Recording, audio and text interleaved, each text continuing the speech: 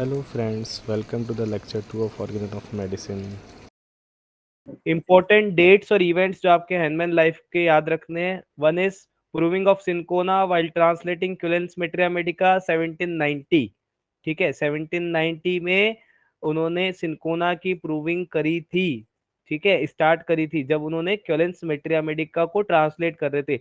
Now my question to you is Cullen's materia medica कौन सी language से कौन सी लैंग्वेज में ट्रांसलेट कर रहे थे? From which language to which language he was translating Cullen's materia medica? Yes, English to German था। ठीक है, इंग्लिश में थी। A treatise on materia medica, ये एक्चुअली उसका नाम था, क्यूलेन के द्वारा लिखी हुई थी, है ना। और it was in English, so English से वो अपनी जो उनकी खुद की मदर टंग थी वो जर्मनी में जर्मन लैंग्वेज में उसको ट्रांसलेट कर रहे थे।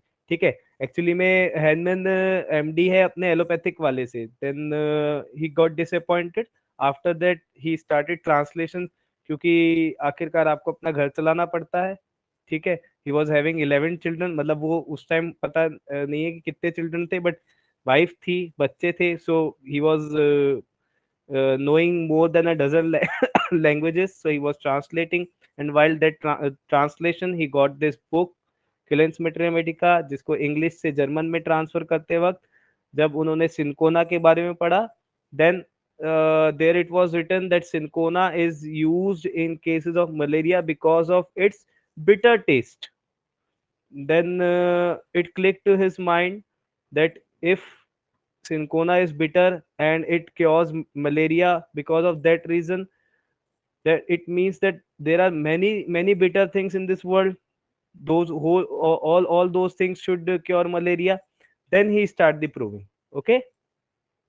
Next, in 1796, after 6 years of his proving on himself, on his wife, on his children, on his relatives, friends, जिन्होंने भी उनको सपोर्ट किया, सबके ऊपर प्रूविंग करने के 6 साल बाद he published an essay. That is, he published an article. The name was Essay on a New Principle for Ascertaining the Curative Powers of Drugs. मैं आपको बार बार कह रहा हूं, I am repeating this, remember the whole name of the book, article, dissertation, जो भी आपको मिलता है, क्योंकि ये भी एक क्वेश्चन बनता है। ठीक है, पूरा नाम पूछ लेते हैं, पूरा नाम आगे पीछे गड़बड़ा के पूछ लेते हैं। ठीक है, तो पूरे नाम अच्छे से याद रखना। So essay on a new principle for ascertaining the curative powers of drugs. So new principle is homeopathy. That is why 1796 is known to be the discovery year of homeopathy. ऐसा नहीं है कि this principle was not knowing before. This principle was knowing before. It was also said by Hippocrates. Hippocrates ने भी दोनों principal, similia भी देखा था और कंट्रिया भी देखा था। इसके अलावा हिपोक्रेट्स से पहले भी जानते थे। और one more thing, I don't know आप लोग जानते हो या नहीं जानते हो, let me enrich your knowledge that actually homeopathy is a principle from Ayurveda. उसमें एक लाइन है, सम समय समयंती, that is similia similibus curentur. बिल्कुल बिल्कुल। ठीक है, तो बेसिकली होम्योपैथी ये समझो कि अपना ही है। And doctor George Vithoulkas in his book has written that this is the only system of medicine which cures, क्योंकि this is our system is based on nature's law, natural law के ऊपर based है। आपको पता है diamond की कटाई होती है तो उसको डायमंड से ही काटा जाता है।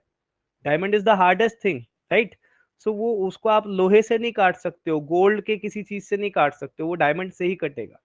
ठीक है, चलिए moving to the next. 1799 he discovered the great value of belladonna as a prophylactic and curative against the scarlatina.